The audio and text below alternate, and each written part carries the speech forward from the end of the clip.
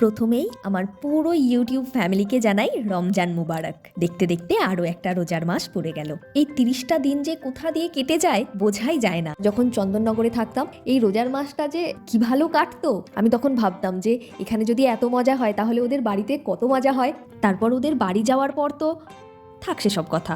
বিগত 2 বছর ধরে নিয়ম করে প্রতিটা ঘরেই সেহরি, ইফতার, নামাজ, রোজা সবই হচ্ছে, আর আমরা দুজন শুধু দেখছি। আর একটা কথা ভেবে খুব অবাক হই যে কারো ভালো করতে গিয়ে এত শাস্তি পেতে হয়। আর যেহেতু আমার প্রচণ্ড মাথা গরম একটুতেই, আমার বুবু সবসময় বলেন যে মাথা ঠান্ডা রাখ আর ধৈর্য ধর, আল্লাহ সব দেখছেন। আমিও এই ভরসাতেই আছি যে আল্লাহ সব দেখছেন। সকলে রোজা রাখুন, ভালো থাকুন, এমনকি বাবাইকে যারা বারবার খাদের শেষ প্রান্তে নিয়ে গিয়ে দাঁড় করাচ্ছে তারাও ভালো থাকুক। রোজার মাস সবার ভালো কাটুক।